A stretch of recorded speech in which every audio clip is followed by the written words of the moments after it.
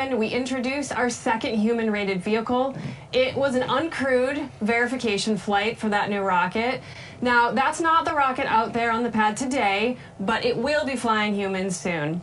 We added another vehicle to the fleet to better meet all of the customer demand that we have. And we love customer demand. There's a lot of people just like these astronauts waiting their turn to experience New Shepard and get that incredible view from space. Sharon and Mark, of course, being two amazing examples, taking their second journey across that gantry. We're just about T-minus 20 minutes from liftoff on NS-28, the 9th human flight of our program. Let's meet the stars of the show. Let's learn more about our crew. In seat number 1, we have Austin Littoral, who works in risk management in the financial services industry. He's a husband and proud father of 2 daughters. He spends his free time hiking and cheering for the Phillies, Eagles, and Sixers. You know, I personally, as a Steelers fan, don't support that, but it's great for Austin. We know where he's from. He grew up with photos of NASA shuttle launches plastered on his bedroom wall, and this flight will fulfill a lifelong dream of becoming an astronaut. This dream was made possible by Whatnot, the largest live stream shopping platform in North America and Europe. Austin actually won his seat as part of the Whatnot to the Moon giveaway, and having only ever won a Britney Spears shirt from a radio show, I'm a little bit jealous here of Austin. What a giveaway.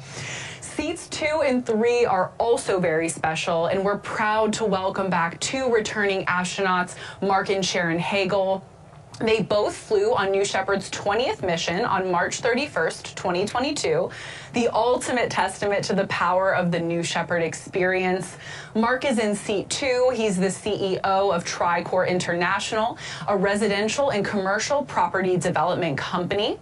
He and Sharon are avid philanthropists for arts, sciences, health, and education charities. And in seat number 3 is Sharon. She's the founder of Space Kids Global, a nonprofit she created in 2015, whose mission is to inspire elementary students to excel in STEAM education and especially ensure girls are equally represented. Space Kids Global has done incredible work with students around the country. They work to send student science projects to the ISS. They developed an amazing partnership with the Girl Scouts. They participate in Club for the Future. So much. To date, Space Kids Global has reached nearly 900,000 students. Welcome back, Mark and Sharon. Incredible. In seat number 4, we have Hank Wolfond. Hank is chairman and CEO of Bayshore Capital in Toronto. Hank has been a pilot for almost 50 years and has dreamed of reaching space since he was a child, watching that historic Apollo moon landing. He holds numerous aviation licenses, including an airline transport pilot's license for fixed-wing aircrafts and a commercial pilot's license for helicopters. He moonlights as a professional pilot on charter, medevac, and organ retrieval flights. To quote Hank, "What I love about aviation is the challenge to improve my skills to fly a more perfect flight. This experience, seeing the world from a cockpit at all altitudes, high and low, over oceans, mountains, African savannas, deserts, and cities across the planet, has never gotten old for me." Well, Hank, we'd say this flight today might give you the most beautiful perspective of our planet. I might be biased a little bit, though. Next up, in seat 5, we have founder and entrepreneur J.D. Russell. J.D. grew up in a military family at Davis-Monthan Air Force Base in Tucson, Arizona. Before starting his entrepreneurial career, J.D. served as a federal law enforcement warden to protect fish and wildlife. He founded the Victoria's Secret Russell Foundation to honor the memory of his deceased daughter.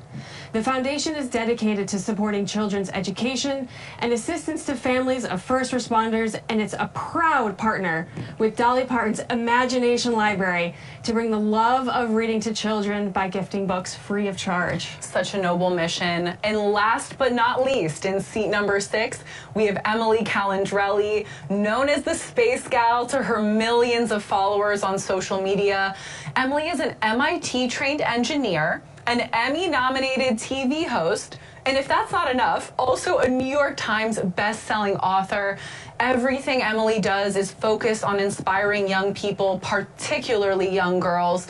She wants them to see themselves in STEM. In addition to authoring children's books, she's also the host of 3 educational TV shows.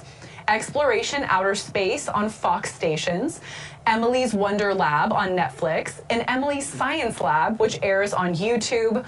We'll share more of Emily's incredible story a little later in the show. For now, Emily, the Space Gal, what an honor to welcome you on board today. Another incredible crew.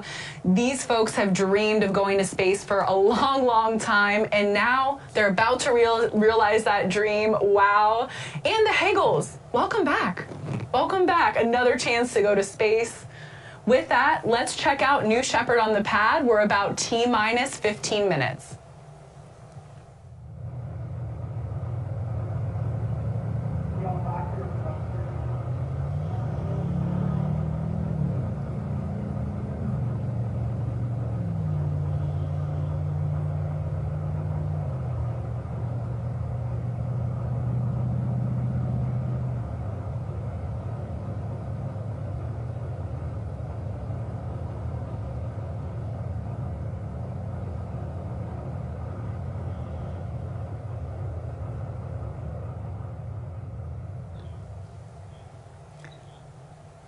You're seeing New Shepard is alive on the pad awaiting launch. We're about T-minus 14 minutes. If you're just joining us, this is the 28th flight for the New Shepard program and our 9th human flight.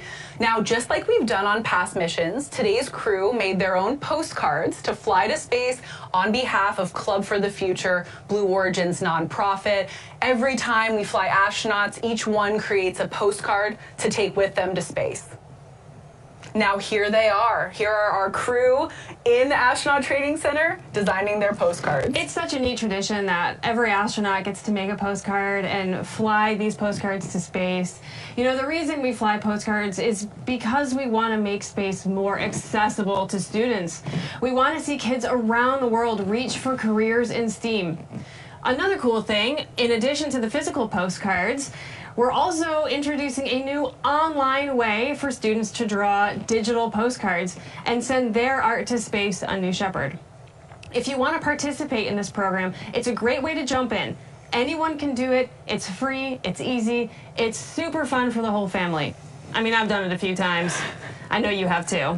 To send your digital art to space, just simply go to draw.clubforfuture.org.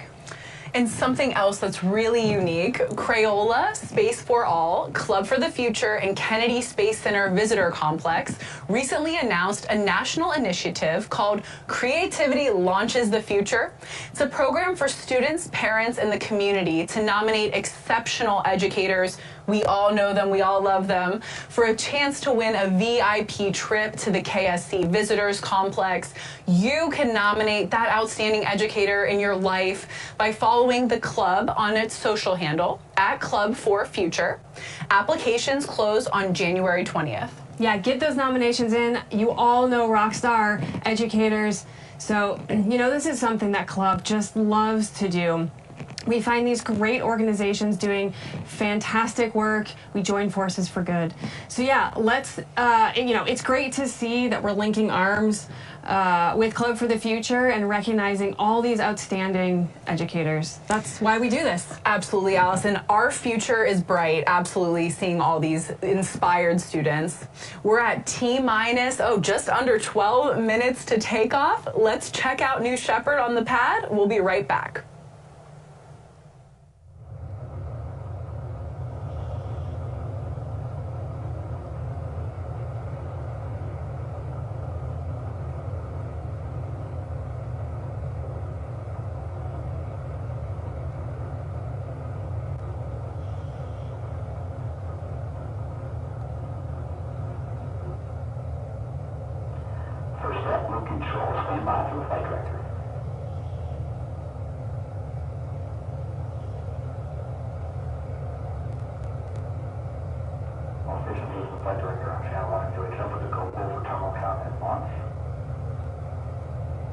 Capsule, go.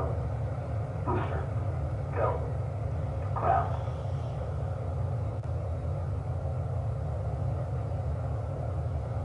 Go. Safety. Go. Capcom. Go. Go. Engineer. Engine. Go. Go. I have all goes. The flight director is go. New Shepard is go for launch. Booster, commence the terminal count. Wilco.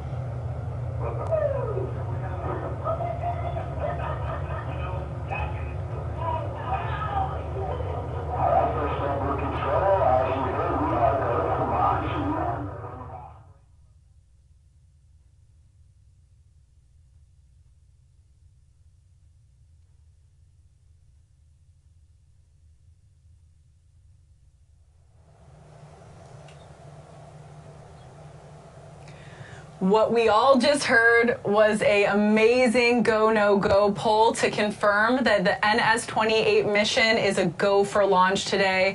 We're just under 10 minutes until takeoff. It's getting exciting here. Let's take a moment and talk about the flight and the flight profile of New Shepard. It's what we call a suborbital flight program, and it's a very unique and special flight profile. And Alice, you know a lot about this. Tell us about it. Yeah, the suborbital flight is a fantastic way to experience space since it's so accessible. No longer do you need to spend years training to be a professional astronaut to go to space. Suborbital flight really opens up to everyone. It's a simple parabolic flight, straight up and straight back down flight path that spans about 15 minutes total. So it's very accessible for everyday people and to smaller organizations that want to send experiments with technology at a smaller scale than, let's say, sending things to the International Space Station. You know, those researchers can get their results back that same day they launch into space. It's so cool to be able to hand those payloads back hours after they went to space. It is, and one of the missions that Alice and I got to be together in West Texas was a research flight, and just the joy of those researchers getting their experiments back minutes later was, I'll remember that forever. The New Shepard rocket has a vertical takeoff, vertical landing architecture. It contrasts with New Glenn, which will launch very soon from our Cape Canaveral site. New Glenn is our orbital rocket that will deliver just about anything to low Earth orbit, to lunar orbit, and even deeper into the solar system. Together, these launch systems, New Shepard and New Glenn, cover the gamut of needs for all kinds of space customers. So let's dive in a little deeper on that New Shepard suborbital flight profile. 7, 6. New Shepard's mission 5, begins when the 4, countdown clock reaches 0. 2, 1, 0. At this point, the engine will start and the rocket will lift off of the pad. It will continue under the boost phase for about 2.5 minutes until main engine cutoff. 20 seconds later, the crew capsule will separate from the booster and the astronauts will unharness and enjoy 0G. The crew capsule will continue past the Kármán line to an ultimate apogee of 350,000 feet, or 100 kilometers. The booster will autonomously land on the landing pad, ready to be prepped for its next flight. Around 3.5 minutes after separation, the crew capsule will begin to re-enter Earth's atmosphere. Parachutes will deploy around an altitude of 7,000 feet, or 2,100 meters, providing a nice, slow descent back to Earth.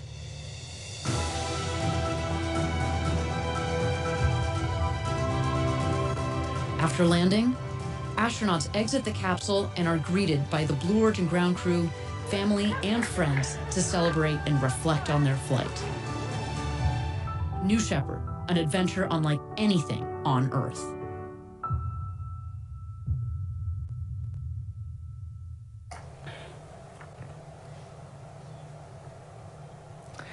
All right. We are T-minus 6 minutes and 30 seconds until launch. And as the mission team works toward liftoff here shortly, let's chat more about one of our very special astronauts, Emily Calandrelli, known by her millions of followers as the Space Gal.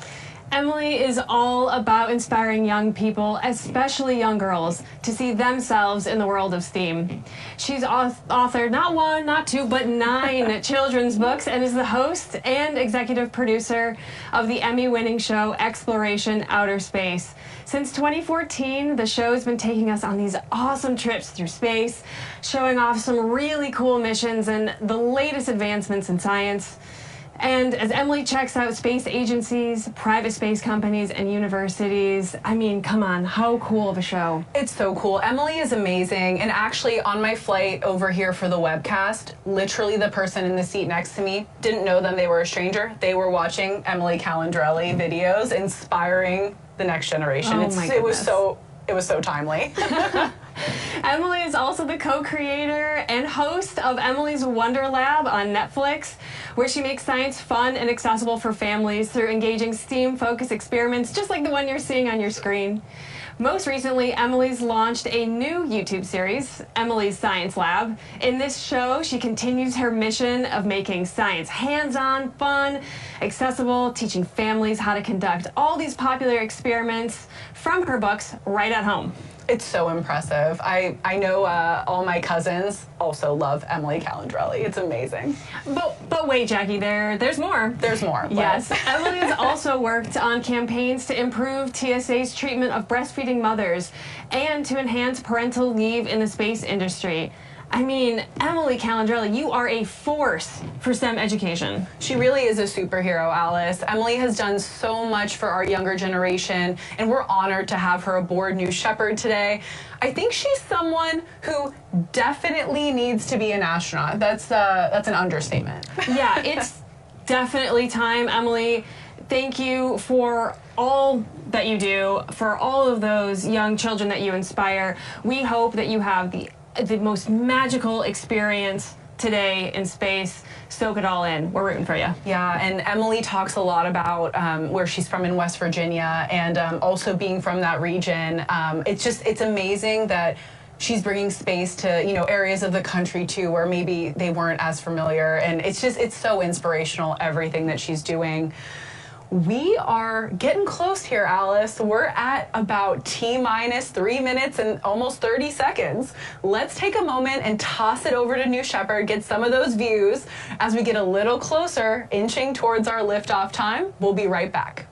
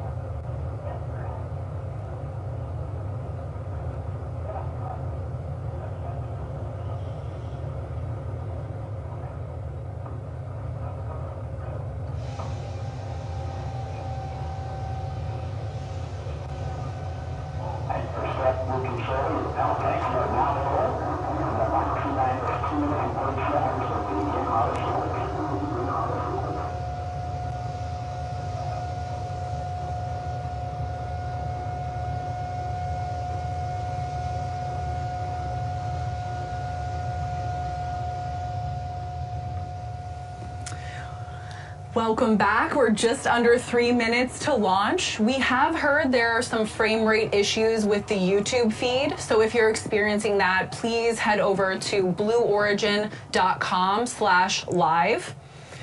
As New Shepard awaits liftoff here, just T-minus 2 minutes, we'll go through a series of final vehicle checks.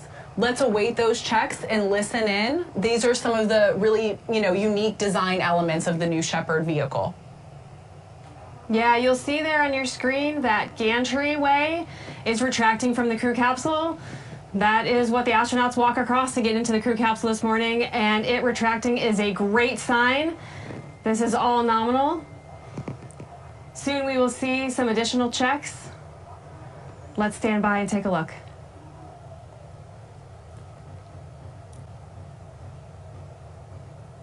It looks like an absolutely beautiful day in West Texas. Here we go with the aft fin checks. Those fins are at the base of the rocket. They help to steer the vehicle upon ascent and descent.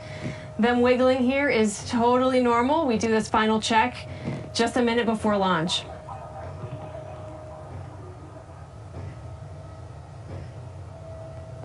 You'll see New Shepard breathing here. In the final minutes, we're handing over to the vehicle for, the last couple seconds here. We'll see the engine nozzle gimbaling, perhaps. This is also a very nominal check. Make sure that we can maneuver the rocket up and down today. We're also keeping an eye on pressures and temperatures in that propellant tank. We need both of those in the green zone today for launch. We're at T-minus 30 seconds. Let's hand it off to mission control and launch this rocket. Tap off, temp low. Looking to proceed. Is this thermal? Believe so. T-minus 16, guidance internal. Yeah, go to proceed. T-minus 10, go to proceed. 9, 8, 7, 6, 5, 4. Command engine start. 2, 1, ignition.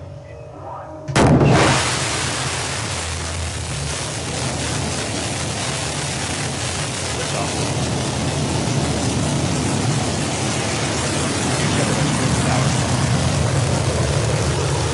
New Shepard has cleared the tower and is heading to space. Follow along with us on your screen. We have velocity picking up. We're gaining altitude as New Shepard pierces through the atmosphere. You see that BE-3 engine at 100% power level.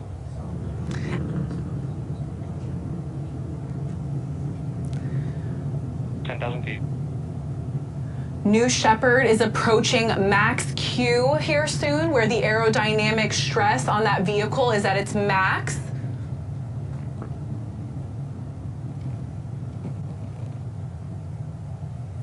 Feet.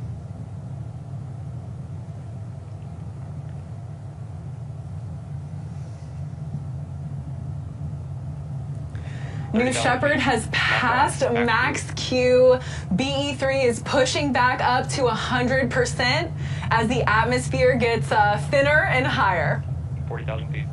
Yeah, right now the astronauts are experiencing increasing Gs. This is going to increase from 1 to 3 Gs here.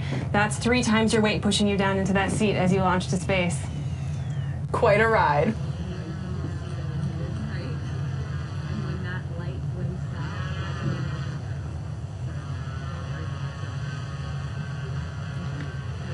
We're nearing 2 minutes of boost, about 2 minutes into our mission. So our next big milestone here is main engine cutoff, where that BE-3 engine will temporarily terminate. 2 minutes negative MDF.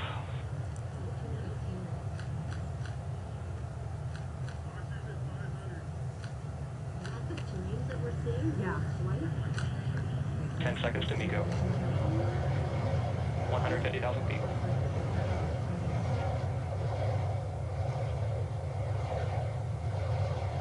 MECO. There it is, that MECO, or main engine cutoff. Our vehicle is now coasting at 2,000 miles per hour. Coming up here soon, we'll have the separation of the crew capsule from the booster. And what do we have there, Alice? On the bottom of our screen, we have our 0G indicator. 250,000 feet.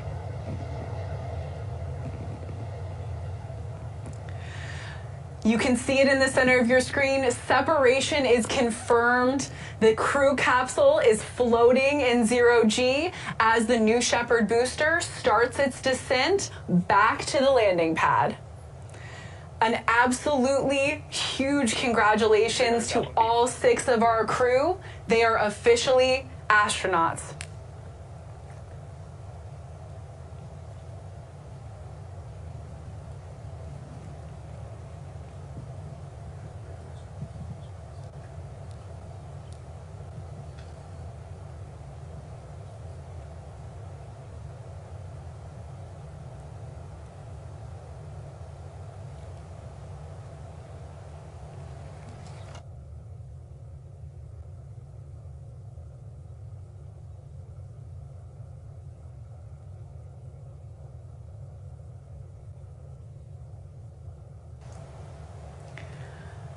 Wow, I cannot imagine what our 6 astronauts are experiencing. They're seeing the curvature of the Earth from space, maybe doing a backflip or two. You know, I can't confirm that right now, but that maybe is what I would be doing.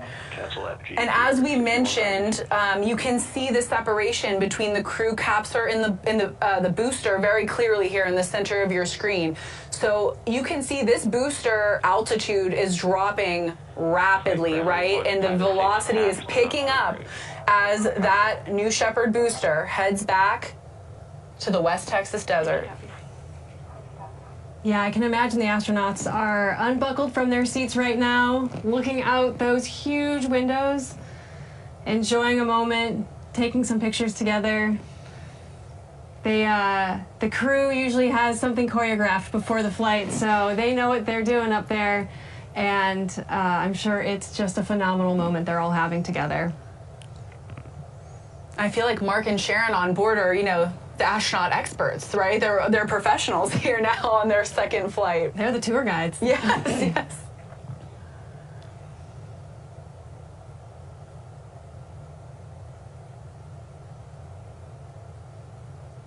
We can really see that booster coming back down now. We're at just around 260,000 feet for that booster. Yeah, and Alice, that booster lands about 2 miles north of where it took off from on our landing pad. At about 5.5 minutes here into the mission, the booster screaming back down to Earth and our astronauts enjoying 0G. So far today, we're seeing a perfectly nominal flight.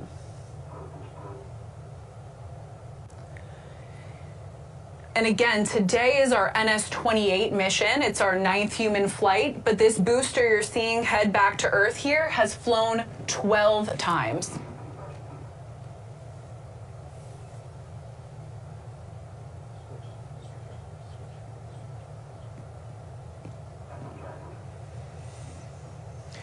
You see that booster altitude is at about 80,000 feet. Those wedge fins, the steering fins, the ring fin, those unique design elements that we discussed earlier in the show are working together to guide the booster down to the landing pad.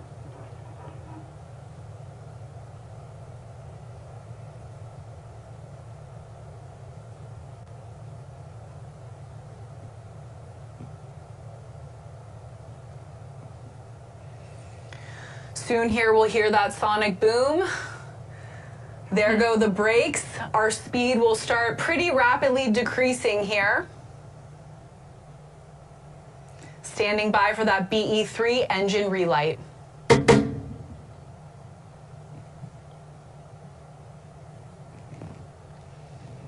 Just a gorgeous view. There's the BE-3 engine relight. The landing legs deployed, the West Texas dust in the air.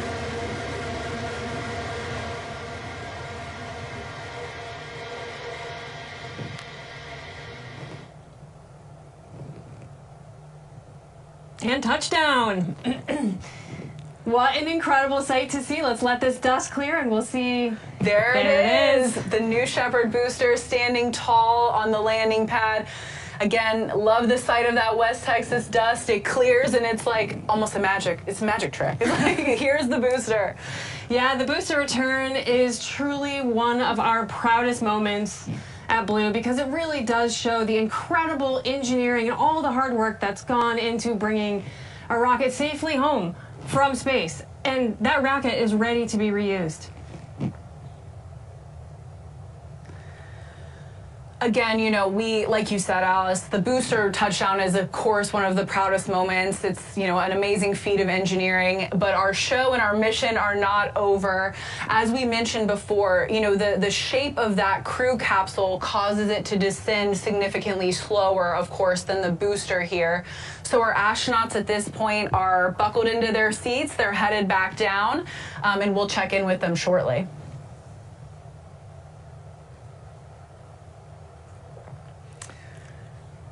And there is our capsule under 3 main parachutes. Now, what a beautiful sight to see. Oh my gosh, I love this. Now, while those parachutes are essential in providing a gentle touchdown for that crew capsule, it's also outfitted with a retro thrust system. That's going to be at the base of the crew capsule. You'll see that fire here shortly, just moments before touchdown. Yeah, and Alice, when that capsule is just about to land, it's only like 1 or 2 miles per hour. So, you know, the combination of the 3 main parachutes with that retro thrust system you just explained really bring it down for this nice, soft touchdown.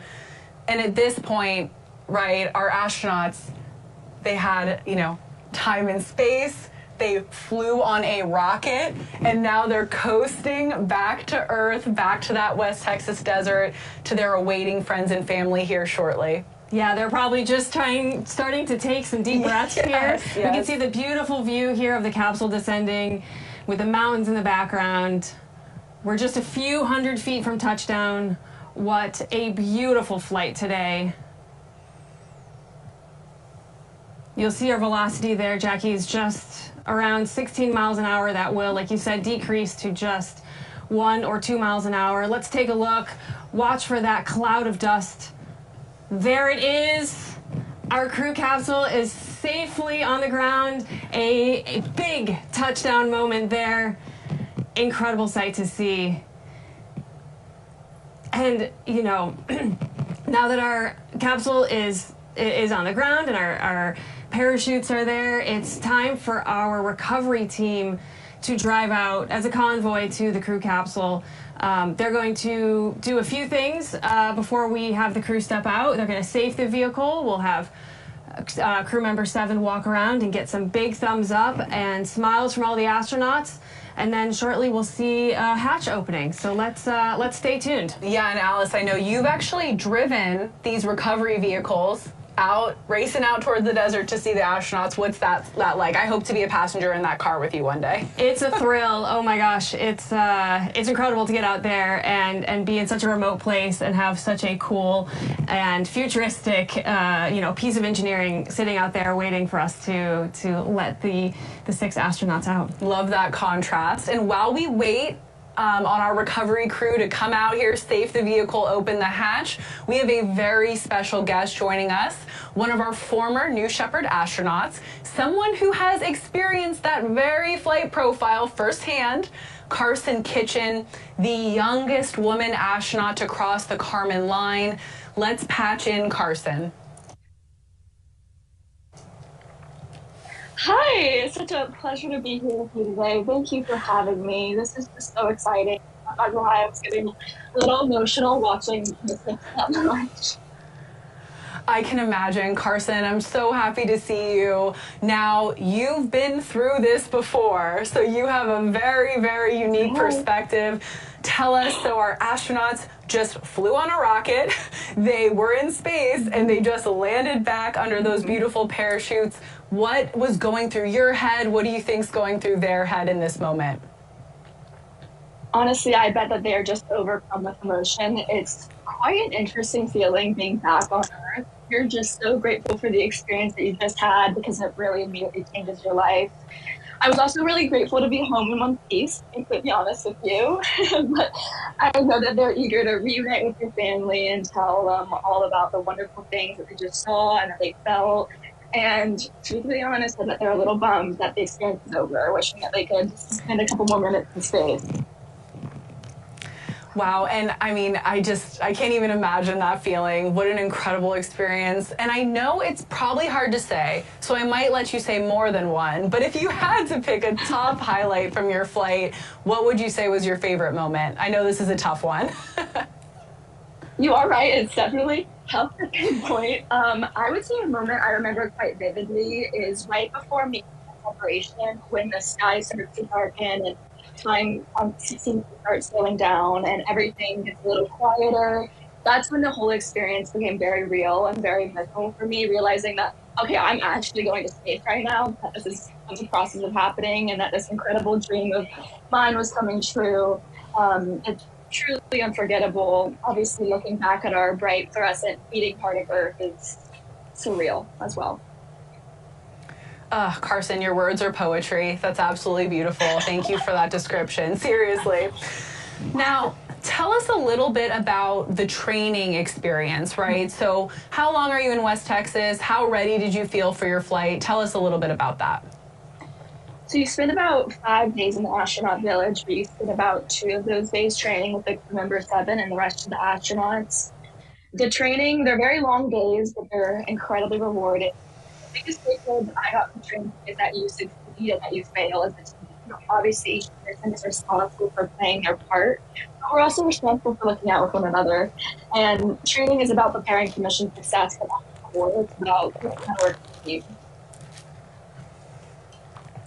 Well, I hope to someday go through that astronaut training experience.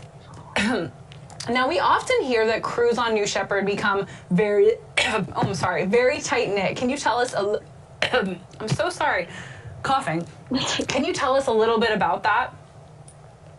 Yeah, so since we do work on during training, we become very close, very closely. We all have this shared bond of wanting to go to space, so we can kind of skip past the small talk and dive deep into our own personal lives kind of quickly. And going to space is such a deeply personal and unique experience, but sharing it with your crew creates this almost indescribable bond. The rarity of such a journey, and witnessing firsthand how vulnerable it is for each of us, transforms each of us, kind of forges this unbreakable connection, almost like family. So my crew and I, we still stay in touch. We share updates on all the exciting things that happen in our lives, and I'm sure that we'll play an important role in each other's lives for quite a long time. Well, Carson, I have a very important question for you because I can't imagine what it's like. What was it like going to space, being the youngest woman ever to cross the Kármán line, and then you had to go back to school? Can you tell us what that was like? Okay, so going back to school was definitely a transition, I believe. I remember taking a test after going to space and being like, this is so stupid. I cannot believe I'm not taking a test. But it's been really exciting, actually, to be able to share this experience with members of my community. You know, going to space really changes your perspective on life and how lucky you are to be alive. And so while I do get, sometimes I'm annoyed or bored with the mundane school life, I'm still very grateful to be able to educate myself and to surround myself with an incredible community and to represent not only the greatest public school in the nation, UNC, but also the future of space explorers. And now you told me a little bit about how you started a club at school, and I know you've mentioned your exciting nonprofit. Can you tell us about that? It's so special that you're giving back to inspiring this next generation, especially young girls. Absolutely. So I founded and I currently serve as the president of the Carolina Astronomy Association, which I'm proud to say is the only astronomy club here at UNC. And so we're a purely interest-based club, so there's no required background knowledge of astronomy or physics needed. We try to make learning about space and astronomy very immersive and very fun, because I've learned that if you do put a prerequisite of knowledge, people can be very reluctant to join, and it can be very intimidating for them. So we do a lot of fun activities, and it's great to be able to share my experience with all of the members about what going to space was like, what the training was like. But I did also found an organization called Orbital. It aims to inspire and motivate young women to pursue opportunities in the space industry. And so we also provide resources for young women to find unique pathways into the industry. Our core mission is to highlight all the unique, incredible ways that contribute to the field and to provide outreach to demystify the process of it. Well, thank you again. Truly, the impact that you're having back on Earth after this monumental experience in your life, like, it's just so special. So thank you for everything you're doing. And you have one other very special little treat about this space flight. You and your dad, Jim, both flew on New Shepard. So what is it like, this father-daughter astronaut duo? Like, I imagine, like you said, you're probably the coolest family in the neighborhood. Tell me about that. So So it is a very special connection. You know, it's one thing to talk to an astronaut about their experience, but it's a completely another thing to talk to my father, someone who is so close in my life, and to be able to reflect back on our experiences together, because we do have this once in a lifetime bond, and it allows us to kind of walk through this new life together and to discuss how going to space changed each of us on such a personal and intimate level. And, you know, I was able to see my father, someone who is a role model in my life, go to space and see firsthand how that changed him. And now that I've gone to space, he's able to see how it's changed me, and he's seen me flourish as this new person. So it's kind of an ineffable connection, honestly. But I'm sure that Mark and Sharon also understand that connection. But needless to say, we're definitely going to have a very interesting Thanksgiving this year. An interesting Thanksgiving indeed. Well, Carson, thank you so much. It was so great to talk to you. Thank you for sharing these unique experiences, and we're so proud of everything you're doing. So thank you. Thank you, Jackie. I hope you too have a great day. Thank you.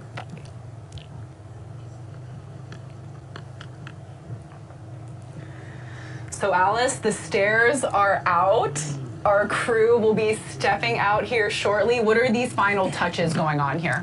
Yeah, you'll notice that the astronauts are out of their seat. They're standing in the capsule, having their last final moments together before we crack that hatch open and let them reunite with all of their friends and family. What you're not seeing behind the camera are all of those friends and families lined up waiting to give hugs and kisses and maybe a few tears to their loved ones. Right there you'll see CM7, crew member 7, Sarah Knight, making sure the stairs don't wiggle too much. We wouldn't want that. That's a good test there, Sarah. That was a great test. Looks pretty stable. You'll notice workings in the background. We work to safe our parachutes. Those parachutes are reused after each flight, and we make sure that those are all clear so there's no tripping. And it looks like we're about to open the hatch. Let's stay tuned. Welcome back to Earth. All right, come on out. Some thunderous applause is always a good sign.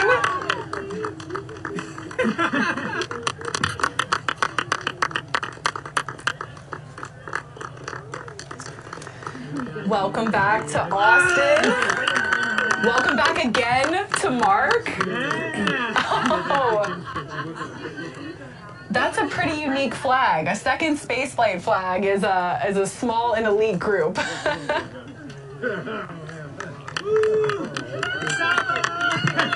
Oh, and welcome back again to Sharon, carrying a stuffed dog after her dog Saba.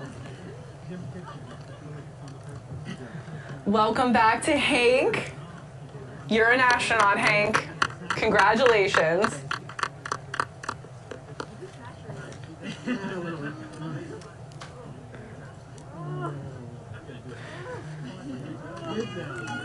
Welcome back to JD, astronaut JD Russell.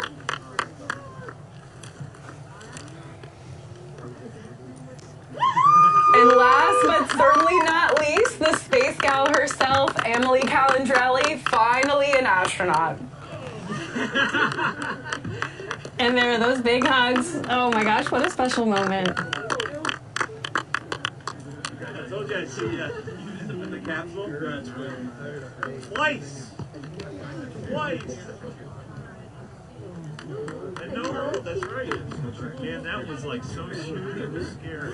Congratulations. Hey, that was a good hit. Twice. I heard it. Twice. Don't worry, the spacecraft is okay.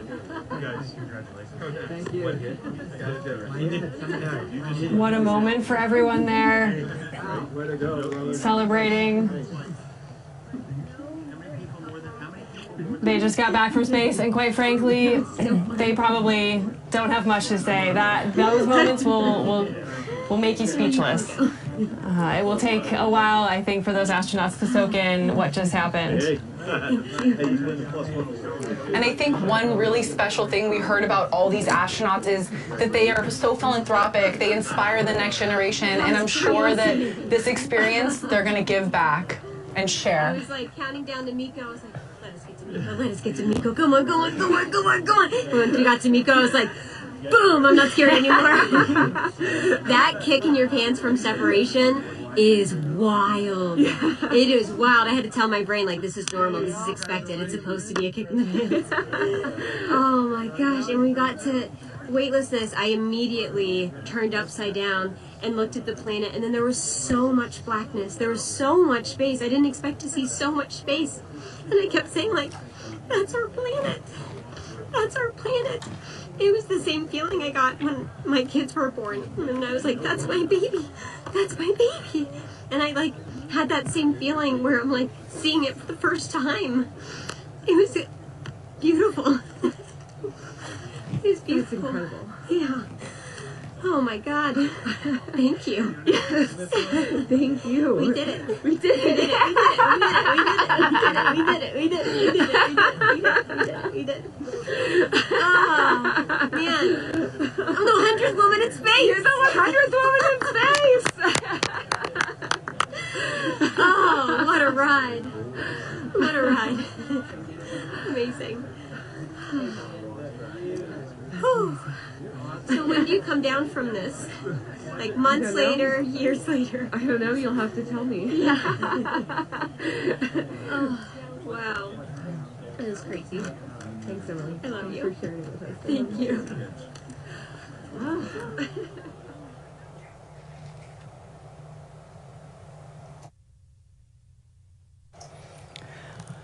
Well, if that doesn't inspire you, I don't know what will. That raw, emotional, incredible, experience that Emily just shared. So touching. Beyond Let's tune in. anything I expected before, and it's perspective that adds to the mission that I'm on to combat hate and anti-Semitism, and seeing the world from up that high where you don't see the borders, you don't see the divisions, you don't see all of the lines that divide us, where we hate each other. We're all one people. We're on this very fragile, small planet. It's amazing. You can see the Pacific. You can see the Gulf of Mexico. It's like just incredible. I'm so grateful to you, Sarah, for all of the training that you provided, and it almost worked perfectly. I didn't quite get my crotch belt on the way down, but Phil, thank you. Honored to have I don't you. know. It'll take me a while to process this. I thought about my kids and my whole family.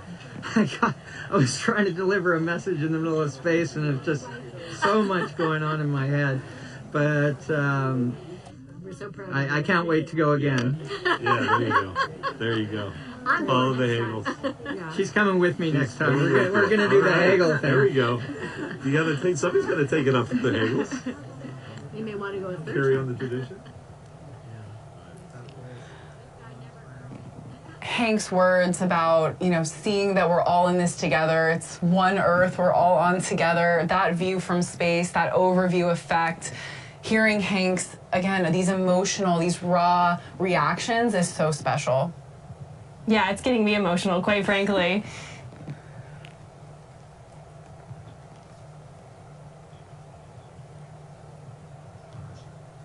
It was great. It was amazing. Yeah. I didn't get sick, so I'm very thank you for all that training. You're welcome. How was the view? The view is amazing, and I can tell you, there's really nothing ever in the world like going into space. When you cross that Kármán line, as you come up to it, you really see nothing, and then you're into nothing, and the stars are going, and it's beautiful. Yeah. That's awesome. Well, thanks for coming and flying with us. Thank you for all the work and the training. I really appreciate it. Of course. Did a great job on this. It's been a pleasure. The pleasure's all mine. Thank you.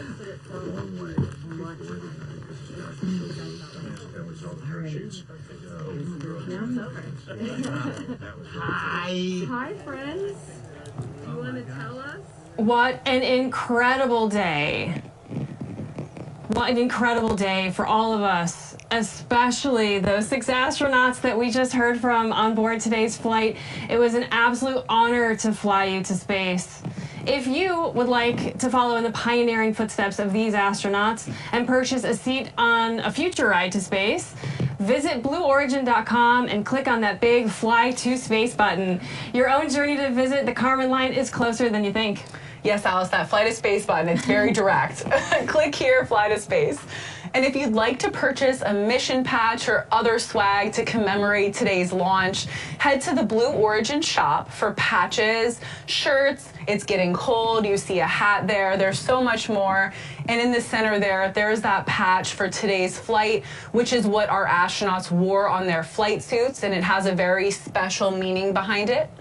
The color pink and the girl in the signature pink overalls represents Emily Calandrelli. The center line in the 2 represents Sharon and Mark's second flight on New Shepard. You saw Mark come out of the capsule holding his 2 sign. The stars represent Austin Littoral's vision for people among the stars. The people at the bottom of the patch represent J.D. Russell's hope for generations of people expanding their understanding of the world. And the wolf in the crew capsule's window represents Hank Wolfond. Like you said, it's his spirit animal. And if you would like to join the Blue Origin team, help fly New Shepard, help build this road to space, we have hundreds of positions across all of our facilities nationwide, including manufacturing sites in Florida, Alabama, Washington, and Texas. Just visit our website for more details at blueorigin.com/careers. I'm Jackie for Alice and everyone here at Blue Origin across the country. Thank you so much for joining us. And until our next mission, Gradatum Ferociter. Have you ever dreamed of going to space and gazing back on Earth through some of the largest windows that have ever flown in space? We certainly have. A once-in-a-lifetime journey is closer than you think. It's your time to join the new generation of astronauts.